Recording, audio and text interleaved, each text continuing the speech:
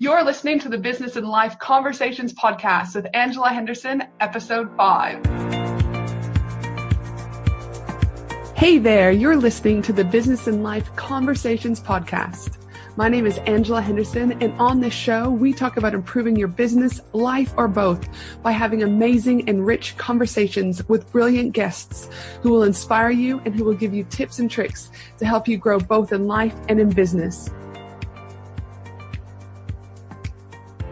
Hey there, welcome back to the Business and Life Conversations podcast with Angela Henderson, and I'm your host, Angela, from Angela Henderson Consulting, and I'm super thrilled that you're tuning in today.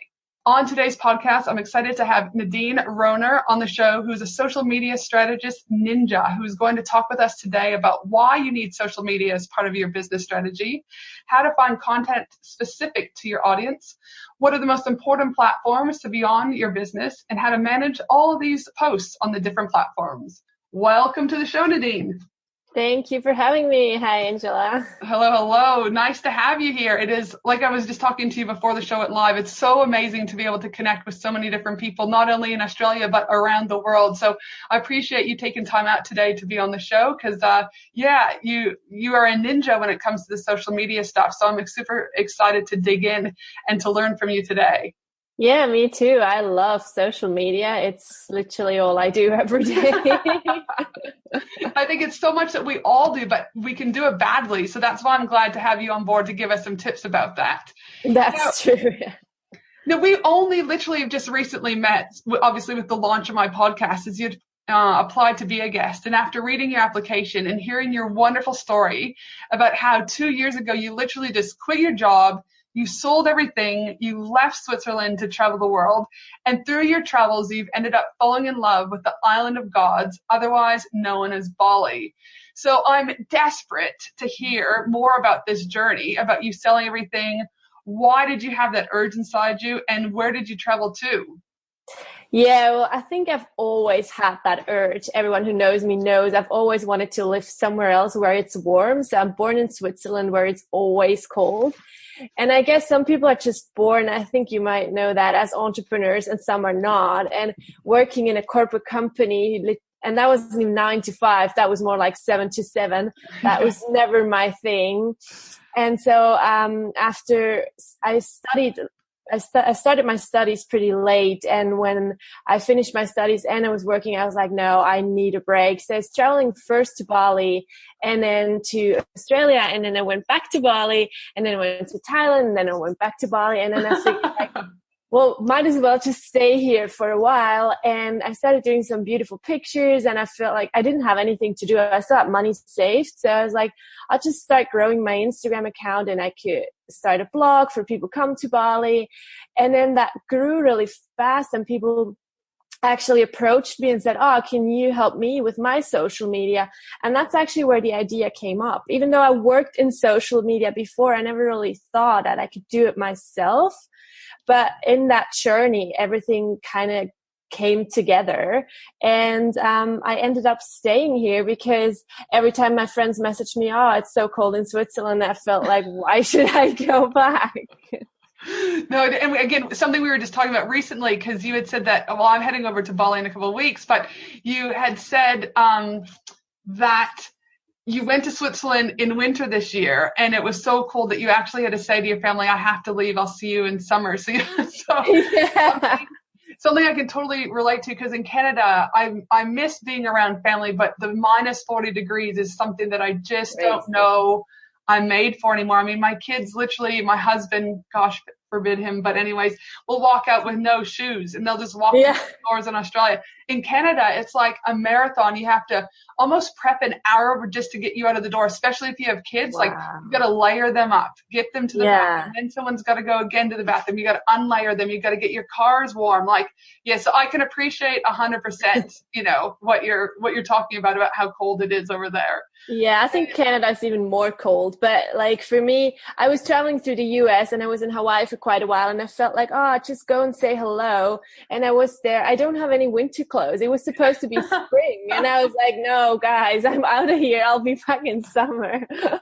Exactly. And it's not like you want to go buy winter clothes either, because no, they're used again. So yeah, right. no, half the time in Bali, we're just wearing bathers and you're in the pool or the beach sometimes. So yes. That's exactly how it is. Yes. Now listen, I could talk about travel all day long. It's something that's super passionate. Like I said, in fact, I'm heading to Bali in less than 2 weeks. However, my listeners are probably not going to want to hear us talking about travel all day as much as I would love to. So I want to dig into your social media ninja skills. So let's get started. Tell me, now again, obviously I do some research about all the people that are coming onto the podcast, but correct me if I'm wrong, but you focus on providing businesses and entrepreneurs with the most effective strategies and tools needed to create magical content so they don't just get followers, but they turn them into paying customers. Am I right when I say that? Yeah, exactly. Yeah. So what I feel like, I help mostly small businesses or entrepreneurs because I feel like they're lacking a strategy, and that's the thing they can't afford. Whereas a big business, they can hire a whole team of social media strategists and managers. And the small businesses, they usually do it themselves, which is fine. But what's really important is that they have a strategy to begin with, because otherwise they're just all over the place, but nowhere where they should be. And they just put out content there, but they don't really know why and what's their goal. So what I do is like help them either through coaching, or I manage the accounts for them for those who have a little bit of bigger budget. Mm-hmm. That's the main help I do. And I would agree with you. So I too do one-to-one coaching currently with 30 different clients. And when I start with them, you can just see almost the overwhelm that they have with going, do I need to be on this platform? Do I do this? And I feel that when I first get a hold of them, before we do anything about content or social, is that they're just putting stuff up. So they've ticked a box, yes, but they're not necessarily writing for their ideal client, or they don't have a call to action at the bottom of whatever it is that they're wanting, that they're sharing with their audience. And so, yes, they're ticking the boxes, but like you said, there's no momentum and growth in their business. Would you agree with that? Exactly. It's exactly what you say. They're ticking the boxes, but then they said, I put so many posts out there, but your target audience is not even on that platform. So no one really is interested then in your content, and it takes so much of your time. And then when I show them that you can actually save so much time by having a strategy and knowing that you're only active on those platforms you need to be, it becomes way more easy for them and just takes the overwhelm away a bit. Because social media is definitely overwhelming. It can be for me as well. I mean, you can get down that rabbit hole. Even on Facebook, you scroll a bit and then suddenly it's like, 2 hours have been passed. Gosh, absolutely. And like, it's the one thing I do. I learned a mechanism from Carrie Wilkinson over in the US, and I have a power hour every day where I literally shut off everything. And then I just kind of power through one particular thing I need to do in order to have momentum in my business. Because if not, I can even just go like, I just need to go on Facebook to get someone's name to email. And the next thing you know, there's 8 messages and I'm checking those messages. And then I'm like, oh my gosh, I've just wasted 45 minutes. Like, what a joke. I know. I know. I relate it to, I don't know if you've ever been to Vegas before, but each hotel in Vegas has a different type of carpet in their hotels. And they do this, they've actually worked with psychologists around this. And so the carpet, normally you would have a pattern. So you're like, this pattern will get me to the door. But they specifically don't have patterns because they want to confuse you to keep you within the casinos. So, and then, so I kind of feel Facebook's like the casinos I would go to in Vegas. All of a sudden, 8 hours later, I'd still be at the bar having a drink going, oh my gosh, what's happening? And I kind of feel like Facebook's the same. I just get sucked in, and then, 40 minutes goes by, an hour goes by, and I'm less productive. So no, I love this. Yes, so true. So now, as we talked about just briefly there, social media is changing all the time. I just came back from San Diego at Social Media Marketing World, and it's very evident, even like I knew it already, but when you go to Social Media Marketing World, it's like, oh my gosh, like it's really changing. And I feel just when I have one thing figured out, 5 minutes later, there's something else I need to figure out. So for people starting out in business, or just running their business in general, I'm curious to know your thoughts about do businesses really need social media as part of their business strategy, or do you think there's some businesses that don't need it? What are your thoughts? I feel like that's a few years ago, we asked businesses, do you really need a website? And today you wouldn't ask, excuse me, any person, do you need a website? And the same thing is with social media. The first thing everyone does is checking their social media. And that's not just me. If you see a business and you see, oh, they have a Facebook page, you quickly scroll through and you see like, oh, the last post was like a year ago. You get that feeling that something is weird. When you see like they do so many posts and it looks really good, you're like, oh, that's a professional business. Especially if you're a small business, then it feels even better because people know, oh, they put all that hard work in. So for me, it's a no-brainer. Yes, it is definitely important to have social media. Yep, absolutely. And I think, I don't know about you, but I've never worked with a business yet. Like some business will come to me and be like, oh, my ideal client's not on Facebook. And I'm like, really? Like I know one person and that's my husband who isn't on Facebook and he uses my Facebook to then stalk his friends, right? But literally I wouldn't be able to name anyone else that doesn't have some type of social media platform.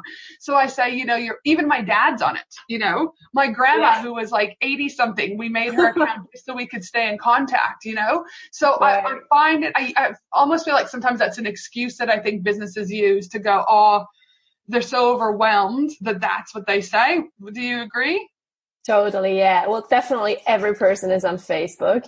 And definitely it's an excuse because they just don't know. So it's easier to say like, my target audience is not on Facebook or is not there. But then you ask like, well, did you really do the research? Did you ask your target audience or did you do an in-depth research? Oh no, I just assumed. Yeah. So yeah. Yeah, no, I think everyone's on something, which I guess can kind of lead into my next question that I'm curious to know as the social media strategist ninja. We've identified that businesses should have a social media, present some way, somehow, and part of their overall strategy. Then what social media platforms do you suggest for businesses who are business to business or B2B versus those who are business to consumer B2C? What would you recommend? I would recommend definitely for business to business, it's harder, but I still would say everyone is on Facebook. So I would always say Facebook because with Facebook marketing, even though it gets harder and harder, it's still the one thing that you can reach people the best. Whereas when it comes to B2C, you really have to do an in-depth research before you go jump on any platforms because some people might have their target audience on Instagram and some have them on Twitter and some have them on Pinterest. Definitely, I would say be on Facebook as well because that's the one platform I would say you cannot just skip. Yeah. No, so that's And would you also feel though that like it's better to be on 2 or 3 platforms and do those really, really well than to be on like, for example, with my first business, Finley and Me, I only ever did Facebook and Instagram. With Angela Henderson Consulting, I do Facebook, Instagram, and LinkedIn. But I'm not on Twitter. I'm not on Snapchat, and because I don't feel my audience is there. Whereas if I was maybe a YouTuber and I was 20, Snapchat might be where I need, even in YouTube's where I need to be. But at this moment, I don't feel that those platforms are right. So would you agree or disagree that you just choose a couple and do them really well, or what would you suggest? Definitely. I actually, like you said, I start with my clients with 2 platforms at a time because also, even though you can reproduce content, it's still a lot of work.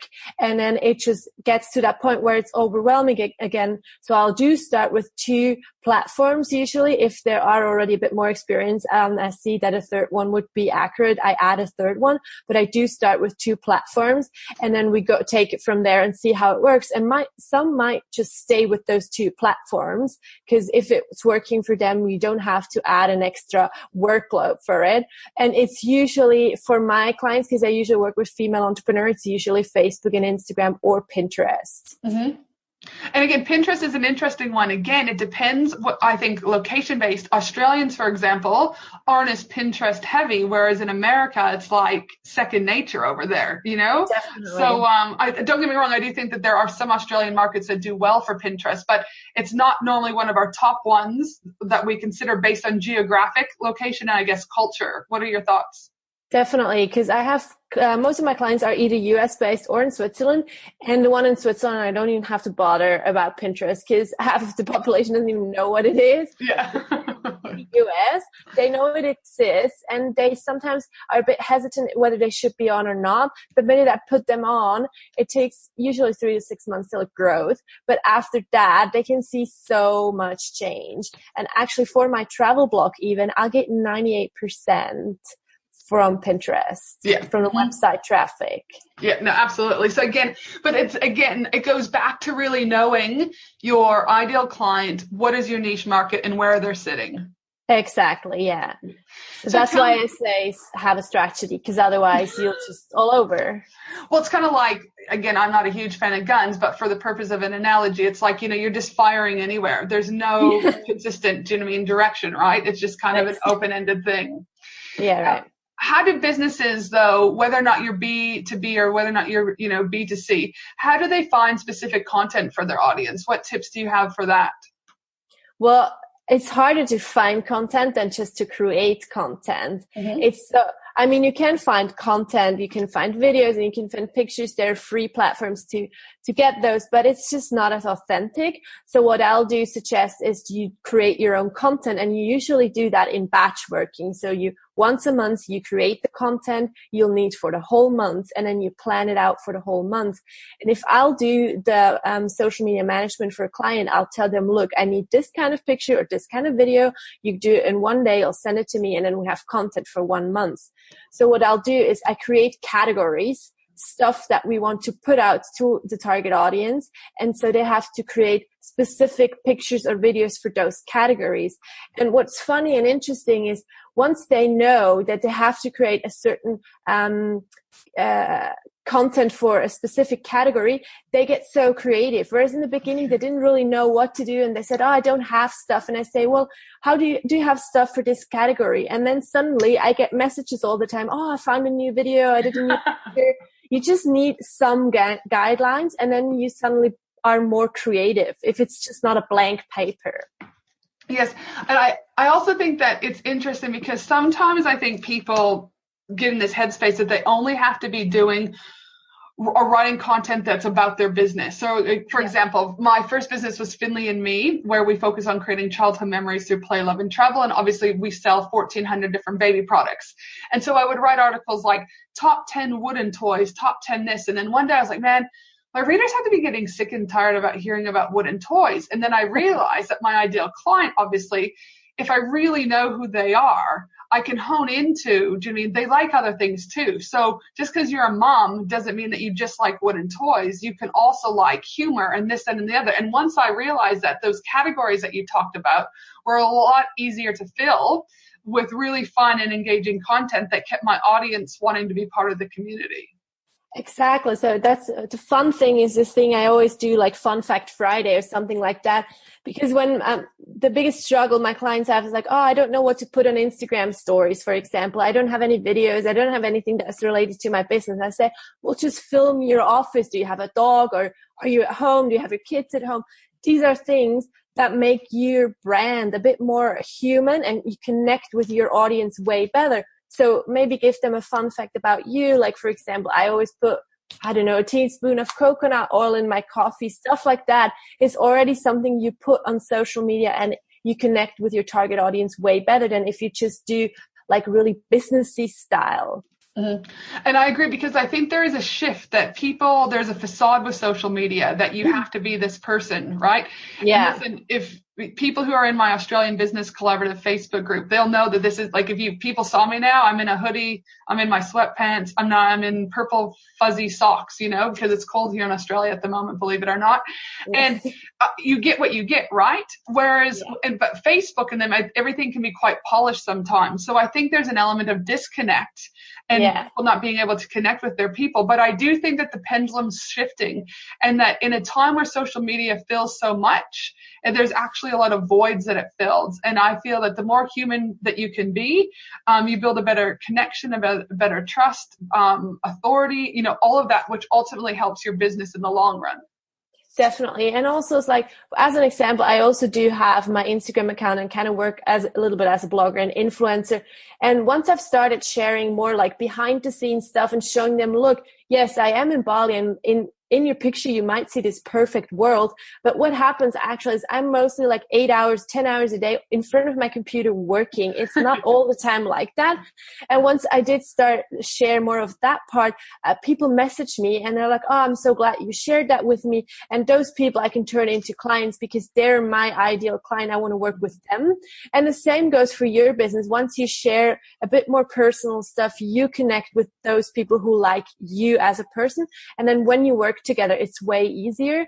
So yeah, I do think it's a shift, and I think it's a positive one, especially for everyone who doesn't have that ideal blogger life, which I honestly think no one does. But yeah. And I think the more real you are, like on Instagram, I've got about 20,000 fans on my Finley and Me account. And the posts that do the best, literally, are when I take a photo of my laundry pile. I take a photo this one time of me. It was just like my shopping cart or shopping trolley. And I had a picture and it was like an aisle that was empty. And I was like sucked into my husband. He's at home thinking I'm only doing a quick shopping run without any kids. Do you guys hear that sweet silence? I'm going to be like 2 hours. I'm walking up and down every aisle and people are like, oh my gosh, I do the same thing. You know, so again, it's that relatable content that people are like, you're not just this, you know what I mean, other person that's better than someone else or whatever they think, you know. So I think being real. Now, I also think that there's some boundaries around that, though. I think some people, you know, I wouldn't necessarily be like oversharing me doing tequila shots at a bar online. Like, I don't think that's appropriate. You know, there's some bloggers who will remain anonymous, but do you know what I mean? Taking a picture of them taking a poo on the toilet. Again, like, I don't. Not what you want to see. You can still be relatable and humble and human, but without going overboard. So I always say to people, like, let's just reconsider our boundaries here. Yeah, the boundaries, and so just keep it professional still in a way. I mean, even though it's my private or it's my personal account, I still try to keep it professional because you do want to connect with your clients. So if it wasn't on social media, you wouldn't share that stuff in reality with them either. So why would you on social media? Yeah, no, I totally agree. Now, we talk about having, obviously, even if it's just two platforms can be still very overwhelming for people. So what do you suggest, or what are you seeing how businesses manage, do you mean, to do all these posts? Is there a particular tool that you use? Do you believe in outsourcing? Is it a combination? It's definitely a combination. So what I suggest is having a content calendar. So you write down so what's your goal, and then what kind of content do you want to share on each day? And then you put it into a tool, into a scheduling tool. So it's important, if you do it on Facebook, don't put it in a tool. But schedule it on Facebook. Facebook doesn't like when you use a scheduling tool. Whereas on Instagram, you can use scheduling tools. Since January, finally, you can automatic posting on Instagram. So that's great. And what tool is that you recommend for the Instagram where it will automatically post? I work with Planoly or Later, and they're for free as well. And I have really great success with those tools. And it just gives you so much more headspace, because even though I am active every day on my Instagram account, sometimes at the certain time where I should post because it's my ideal posting time, I might be on a call and I don't have time, and then you go for dinner and you forget about it. But if you do it in the beginning of the month and you plan out the whole month, and even if you just plan out 1 week at a time, it gives you the space the whole week knowing that you've already planned those posts ahead. So I do think just plan your content ahead a month at time, so you know, okay, this is the content I'm going to share, and then use a tool to schedule the exact post either on Instagram or on Facebook. Yeah. So just to recap, because I know some people could get confused there, I agree with you. Facebook doesn't like external tools being utilized because it takes away from their credibility and their authority. That's why they're going after people like Netflix and YouTube by creating Facebook Watch and, you know, a variety of other episodic type, do you know what I mean, shows. So for Facebook, if you are going to schedule your posts, make sure that you're actually scheduling via your Facebook page and your Facebook scheduler, because again, you will get rewarded, do you know what I mean, a lot better from, I guess, an algorithm point of view. But if you are on Instagram, again, the two tools that you recommend that are free is, do you want to say that again, Later and Planoly? Exactly, later and plan only. And what I still do recommend, you have to be active on a platform. So you cannot just schedule all your posts and then never show up in the app again. Because what Instagram likes is the more you use it, the more the algorithm rewards you. So what I usually do is I'll be active like half an hour before the post goes out or half an hour later, just to show the app that I'm actually using it. And if you're just scheduling it, your reach will lower and lower each time. So even if you do that, it just saves you time, but still you have to be active. I mean, I still think you have to be active for the point of just getting seen, but I also think being active just to be, again, that human connection, responding to people's comments, liking people's things. It makes people, again, if you're a mom who might be suffering postnatal depression and you leave a comment, just to get that comment, it could brighten someone's day. So I do think that, again, being a responsible business owner is you try and respond to as many things as you can, even if it's not a comment, just like everything. Yeah. You're showing them, but it's also a good branding thing, because every time you like something, they're getting a notification that says Angela Henderson Consulting has liked your whatever. So you're leaving a memory, also. So I think that's like, there's a few things there also. Definitely. Now, social media, let's be honest, there can be times when all hell breaks loose, really. Yeah. There can be social media crisis that happens for whatever reason. I'd love to know what your one big tip is if you have a social media crisis, what can people do? Do answer quickly. So the one thing, if you are a business owner and you're not constantly on social media, then hire a social media manager who always watches it. So if you monitor your stuff and you see that something's going down, you need to have an answer ready right away, because otherwise hell will break out. So whenever I worked for bigger companies, we always had like a crisis plan. But if you're a smaller company, just make sure that you're constantly answering the comments. And it depends on what crisis it is, but just be honest and make sure that that you have a plan ready or an answer straight away. Yeah, no, perfect. And I like that. And I also think that, there's something to be said. Like, for example, I put this post up about having your kids take a mental health day, and I think, again, that's a whole nother podcast, but I think it's important for kids and their overall emotional well-being. And as adults, we take days off. And I reckon I have a huge divide on this post, thousands and thousands of hits to the website.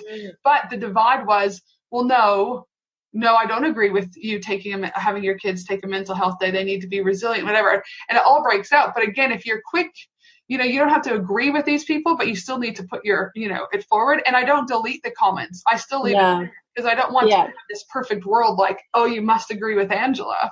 But I still think, again, like you said, you've got to act quickly. You've got to act fairly. Obviously, if someone's swearing or being like that, I just ban and delete. Yeah, definitely. But for the most part, I still think there's something good to be said. It's kind of like that saying, all PR is good PR, good or bad. Yeah, true. It's just how you manage it. Yeah, I had a client the other day who had a bad comment on her Facebook page, and because of this time zone, she's based in Switzerland, I didn't see it. And the next day I saw it and I'll message her. I was like, oh, we have this comment. What can I write? And she's like, oh yeah, I saw it. I'll have to think about it. It's like, no, it's already too late now. Like 12 hours later, you have to react quickly, even if you just acknowledge that the comment is there and say like, well, yeah, thanks for your opinion or whatever, if it's not like you said swearing. So then you show that you actually are online and acknowledge other people's opinion as well. Yeah, no, I totally agree with you on that one, because the longer you waited, it's like ripping off a Band-Aid, just rip it off. Oh, true. Yeah, just rip it off. Now, if people are looking at hiring a social media strategist to manage their accounts or just to help with build a strategy and they manage it on their own, what should they be looking for? Well, it depends on what they want. So if they need someone who's just doing the posting, just make sure that they're in your same time zone as your target audience. Might be not where you are. For example, my target audience is based in the US, not in Bali. So I would hire someone who's there because I want someone who's answering the comments and is liking and engaging. And otherwise, if you just do the strategist, I would just hire someone or work with someone you like and you see that has worked already with people that have same businesses as you are. Yeah, no, fair enough. And I think it's a good thing because, like you said, if you're in different time zones, things are going to get missed, comments are going to get missed, etc. Yeah. And then it also can mess with the algorithm if you're waiting too long. So, so I really like that suggestion about hiring someone within the time zone that your ideal clients are in. Yeah, totally. And what's the biggest mistake businesses need to avoid when it comes to social media? It's like always the same thing when they don't answer comments or are not active enough on the platform. They get a message and they don't reply, or they reply 2 hours later. Social media is like really, really quick, within seconds. So when you get a comment, like literally seconds later, you answer. When you get a message, within the hour, you message, because that's what people expect. That's what you would expect too. If it takes you 3 days to answer a message on Facebook, the potential client is definitely gone. Yeah. So that's what I think what most business owners underestimate. Like, you have to be on there all the time, checking if you have messages, if you have comments. And if you don't have the time for that, then definitely hire a social media manager who can do that for you. And would you say, in conjunction with what you just said there, that one of the biggest mistakes people make, even from being on there answering stuff, is just not having a strategy? Yeah, definitely. That's the biggest mistake that I see people not having a strategy. And then I see they're on platforms and put so much content out there, but no one sees it, or they don't know how the platform works. Like, how is the algorithm on Instagram working? If you don't know that, then it's quite hard when you post every day and you don't see results. And then I tell my clients, look, you have to do this and you have to make sure that you do this. And then the engagement slowly goes up and then they're happy, but before they put so much work in it and it didn't work. So I think the strategy and knowing how the platforms work, what's each algorithm. Yeah, is important to be on top of, especially when it's changing, all the time. All the time. Wow. Well, for those who are new to the social media world and the content world, there is some golden nuggets here today, which is brilliant. Now, but before we wrap up, there's always, I like to kind of throw a question at the end, because I think it's important that we get to know you, do you know what I mean, for who you are and not just the social media strategist ninja. So what's one thing people don't know about you that you would share with us today? Again, still keeping within those professional boundaries, of course. I think most people don't know that I'm really not a morning person. It's hard for me to get up in the morning. Even though I try to start my day early, my boyfriend literally has to kick me out of bed every morning. He's like, come on, it's time to rock and roll. Like, day is starting. Dude, it is. That's funny. So you're not a morning person. All right. No, I'm not. Good to know. Now, listen, if our listeners want to know more about you, or access your social media services, or to get strategy or anything like that, can you tell us a little bit about where they can find you? Yeah, they can go to my website. It's NadineRohner.com. Mm-hmm. And if they don't get that, then it's easier to go to Instagram, and it's blonde_seashell. That's where I have all the links, and that's where they can follow my journey on Bali as well, if they are interested in that. All right. Well, listen, I'm all about me some Bali, and I'm dying to get back. This will be our 6th time in Bali, so I love Bali. I may have stalked your Instagram page, and I love all the beautiful images that you have. They're very colorful, which is something Bali's quite known for, if people don't. Yeah. It's like there's so many colors and textures, and the food, everything's very vibrant. It's a beautiful country. It is. Thanks so much. I know you're a super busy woman, so thank you so much for being on the show today. Thank you so much for having me. Have an amazing day, everyone, no matter where you are in the world. And I look forward to sharing with you episode number 6, where we're going to be talking about all things Messenger chatbox with my Messenger chatbox specialist, Mary Catherine Johnson from the United States. So for those, especially in Australia, where we're a bit behind on Messenger chatbox, you're not going to want to miss this episode, because it is going to be filled with goodness. All right, everyone, have an awesome day. This is Angela from Angela Henderson Consulting. Bye.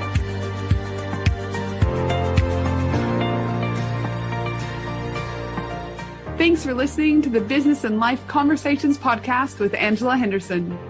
www.angelahenderson.com.au